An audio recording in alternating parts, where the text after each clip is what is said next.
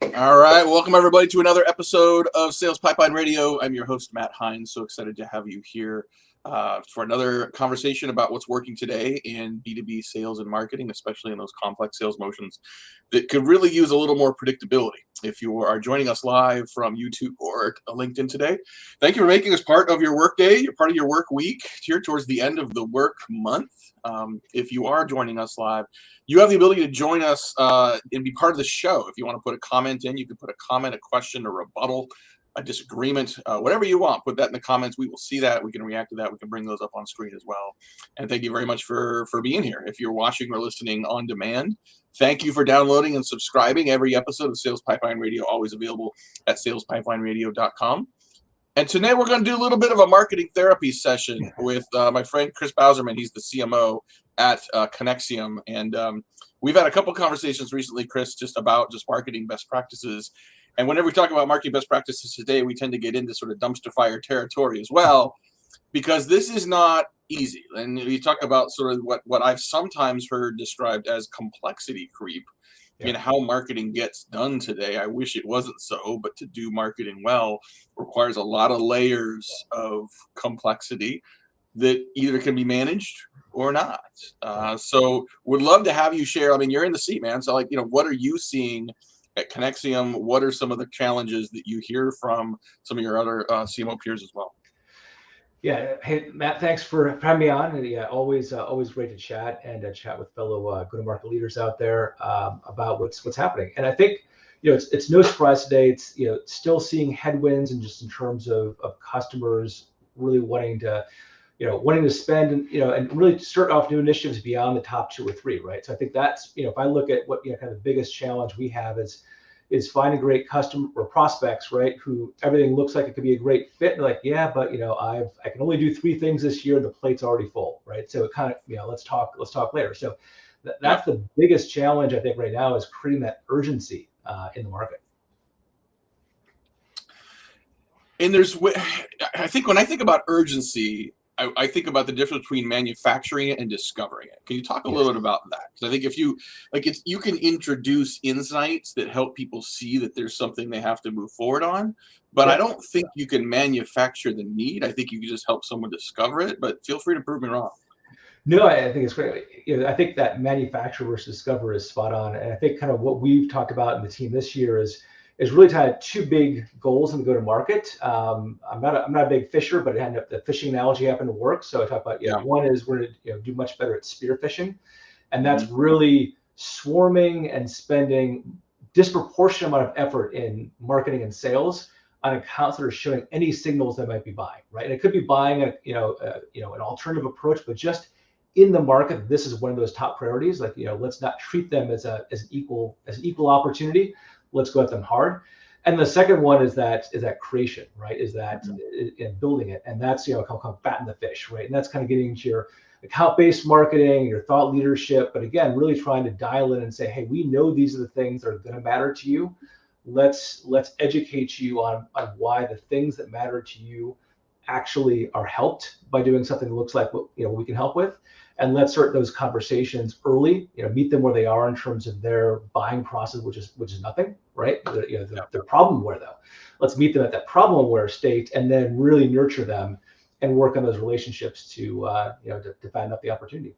So if I'm picking out pieces of what you just said, you start early, you educate, you build a relationship. These things take time, Chris, especially in a B2B sale, especially in sort of a complex B2B sale. We haven't even talked about buying committees and multi-threading yet. Look, we all have a number to hit. We're all in a hurry to get those deals closed. Risk reward in terms of pushing them too quickly, where we know where they need to be, but they need to be committed to change first. That creates tension in the organization as well, right? Between hey, we need to take these steps to get someone ready to be successful.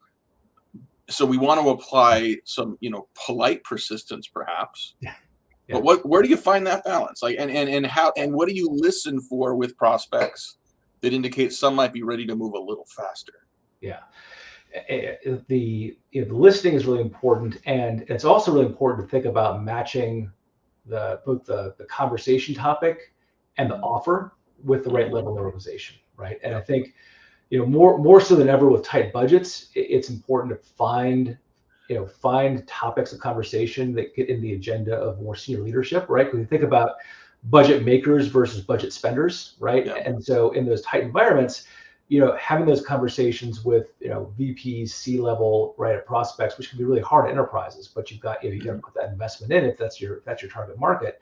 Yeah. But getting in their conversations and finding out what's on their agenda and how you can hook into that is important, right? And then, I'd much rather have a conversation with the CEO who says, yes, this would really help in this part of the business and this part of the business, and I can see this has, even more value than you're talking about. Challenges, the money might be a problem, but my CIO is overburdened. Let me talk to him. Let's get back to you. That's a conversation. Now you can say, hey, the momentum is there. Then it's like, how can we handle that objection, right? Let's talk about how we can do this without taking a ton of your CIO's time, if that's the bottleneck. So that's probably the biggest thing, And then of course, sometimes they're just like, hey, we are in a situation now where because of X, Y, Z, acquisition we just did, there's no way we can touch this till October. Then that's still a win, right? Because you've kind of created that, nurture them, and then make sure you re-engage in September. Yeah. Talking today on Sales Pipeline Radio with Chris Bauserman. He's the CMO at Conexiom. So we're talking about so far the buying journey and sort of helping managing modern buyers through that, the need to educate, the need to sort of help people discover urgency and a commitment to change. And so the complexity creep that we talked about at the beginning comes both from the buying process as well as the selling process. Yes. Because it is also complicated, right? Yes. It used to be, well, I don't know if it actually used to be successful. We used to think it was successful when you do like marketing's the top of the funnel, sales the bottom. Marketing just generate leads, give them to sales, everybody's good. That doesn't work. It's not sustainable. It's not any way to create any kind of predictable outcomes from your pipeline.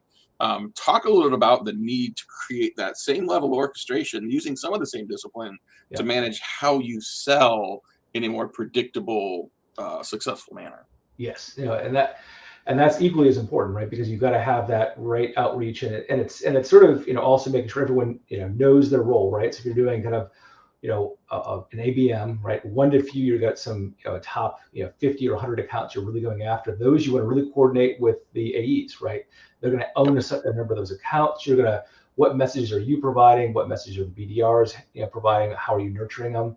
And then as they're in there, and it's one of the things that we do truly all the time is regularly meet across sales and marketing and BDRs and say, let's look at the pipe, on a per rep or per territory, and say which of these are stuck and need help, right? Because that's one of the things as you look at going from a transactional buying experience to this creating demand and nurture and really trying to drive that urgency, is that you're gonna have to look at this and say, well, who do we have here? Do we get a customer reference in front of them earlier than we would? Do we have another executive meeting, right? What is it that we need to show?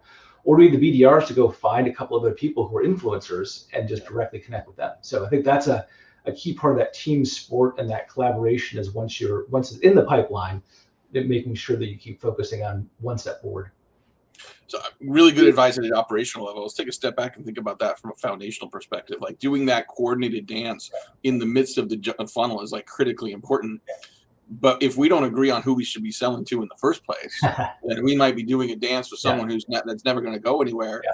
How do you build some of the foundational alignment? Well, let's start with just across sales and marketing, because I want to be able to talk about CS and the customer journey as well. Yeah. But specifically for net new, like what are some of your best practices and just positive experience shares from creating that foundational alignment? Yeah, no, and that's a big thing. That's a big exercise we went through last year, was to really rethink our ICP. And so I think, one thing is, that combination of data and anecdotes is huge, right? Because certain people look at this and say, okay, we ran this analysis on lifetime value and win rates, and this is what good looks like, right? And I'm a numbers junkie, so that's like, I dug into that. But then it's also, you got to go through and of course listen and talk to customers, ask questions, and then find out why did they use you, why they not, what's the commonality here, what does really good look like, and if you can't predict it, right? You can't say we know that customers who look like this or who need these things are great customers and great fits. Then no amount of sort of correlation of data or other things are going to matter, right? So having those two things together, I think, kind of start the foundation of the buy-in. The other thing is, I think, is looking at it and I think what's really interesting, you talk about customer success is a great one, is because it's easy to look and say who our ideal customer should be by what's the highest win rate, the fastest deal velocity, right? But those aren't necessarily your best customers, right? So you've got to look at, and one of the things I did when I looked at doing the ICP definition last year, and then we put in our first account grading model of kind of A through E accounts. And we went in there and said, hey, let's look at optimizing not just on win rate or velocity, right? But let's look at lifetime value, right? Let's look and see those customers who, factoring in win rate, and factoring in the deal size and the profit margin and the NRR, the upsell potential. All of a sudden, moving more to larger enterprise customers and upper mid market, which we have a number of, but we sort of didn't focus on as much for the new logo side. Well, so you look at all that and you say, hey, these customers are much more valuable to us than it looks like if you just look at win rate, right? Because they're harder to get, but they're super valuable once you get them. And then having and socializing that across the whole ELT with finance, that sort, and then looking at, okay, can we deliver that? How do we do that, right? That becomes really important, and that takes a lot of resistance, right? Because people are sort of set, well, this is what I thought it could look like. And then it becomes, you got to bake that into systems too, right? And that's why I mentioned the leads, the account scoring model. So it's taken some time and shown, both like the historical data, but now the go forward data that says, hey, if it's an A through a C, right? For example, we're going to invest money, going after them, outbounding them, right? When we see an intent signal, we're really going to swarm them. We're going to invite them to, to bespoke events. If it's but if it's a D, which is a big portion of our possible market, we're gonna, if they self-select, they come to us. We're gonna absolutely follow up on them, but we're not gonna chase them, right? And if they're an E, we're not gonna invest because we know it's not gonna be a good fit. Right. Yeah, no, I think you're bringing up this idea of sort of really understanding your total acquisition cost and then understanding lifetime value and breaking that down into segments and really making a business decision then to say, like, what are we willing to spend to achieve a certain lifetime value? And there's not a right and a bunch of wrong answers. There's a bunch of possible right answers for you. I mean, I know a lot of, depending on the stage, your company's maturity, your stage, you might be willing to spend a high percentage of lifetime value on acquisition costs because you're trying to prove your model, trying to get product market fit, trying to get your next round of funding. Then at some point you get bought by private equity, and now the opposite is true. Now I care about profitability, but profitability is a category, like what's the number you're trying to hit? And depending on what that number is, those ratios start to really matter. And finding out that information might be counter. So you might find some things that are counterintuitive. I'll never forget doing this work for a company that was selling a CRM to small businesses, and they had all different kinds of industries, like they would come and buy the product. But when we looked into the data, we found that home services companies, like roofers, contractors, painters, they for some reason just loved the product, thought the features would fit perfectly for them. They had like 3-4x lifetime value.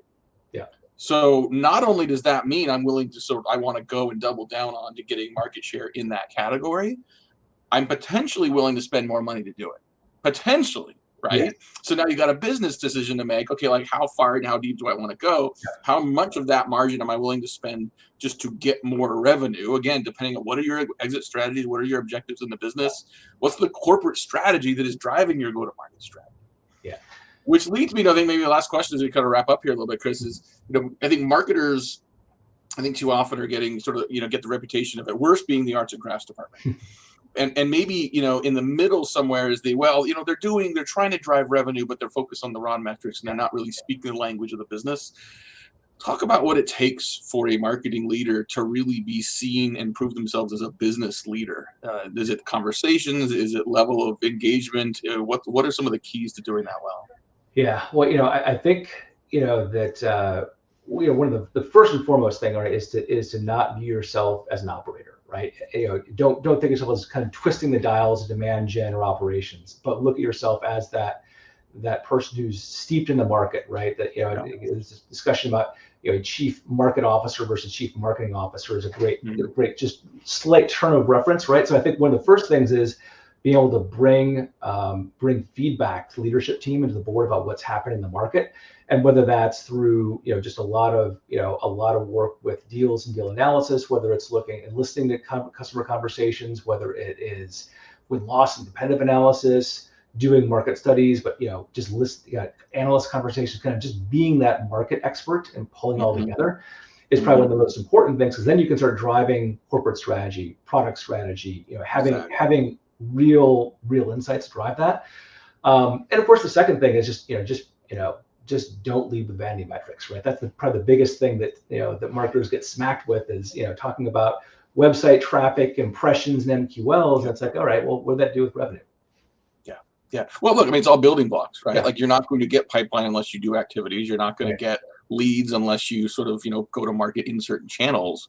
But I think there's a difference between saying, like, these are the building blocks, the means, and going to the board and saying, well, here's the trade shows we went to, and here's the traffic we got, and this up and to the right of what's just the marketing of more that doesn't matter. It's like, okay, well, how is that driving impact? How is that leading somewhere? How do we use what you have learned and done to create more predictable outcomes moving forward? The other point I'd make is you start talking about, understanding the market maturity, right? Understanding the maturity of your market, of your customer base, of your competitors, and comparing that to then your corporate strategy. Like, who are our owners? What are their objectives? What do we think our exit strategy needs to be, should be? Those all have a direct impact on what the go-to-market and marketing strategy should be.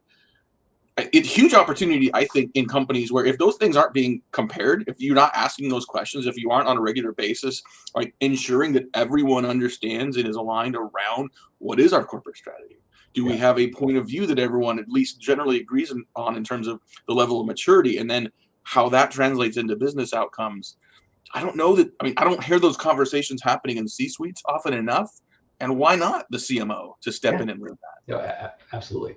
And I think that's the thing is you just mentioned, right? When you have those conversations as marketers, right, our whole job is to be audience aware, right?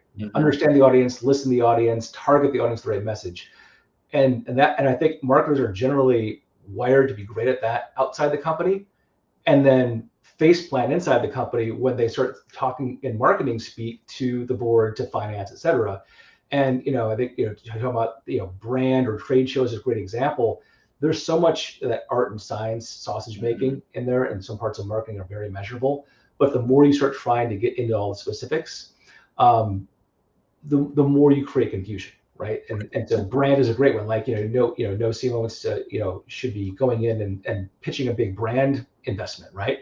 But what they want to do is, hey, given that we're trying to enter this market, this segment, move the needle on this level of efficiency, I'm doing things that are going to unlock that, right? And with that, and rolling those numbers together and showing the total outcome, as opposed to here's how the sausage is made, because most people don't understand how marketing makes the sausage, and it'll just confuse people trying to get into those details. So we're just to round this out. Then we were talking about sort of helping prospects understand the need and helping prospects ask the right questions. Can't you apply that to your C-suite peers? Can't you apply that to the board? Like, I mean, I read a Google study that said only like 3 or 4% of corporate B2B board members have significant marketing experience in their background. So they may be trying to ask the questions, but you are the expert. Like, you're the marketing expert coming in the room. So say like, okay, that's a great question, but like when I think about the outcome, I think about it this way, right? And you can do this in a respectful way. You can do it sometimes in one-on-one conversations outside of the broader board, full board meeting. But sometimes I see marketers that are, maybe it's a little too reactive, a little too defensive about where they are, as opposed to saying, like, here's my point of view. Like, I know a lot of chief market officers, when they do a board presentation, they start with perspective on the market. They don't start with results. They don't even start with pipeline and revenue impact. They start with, here's what the market is right now.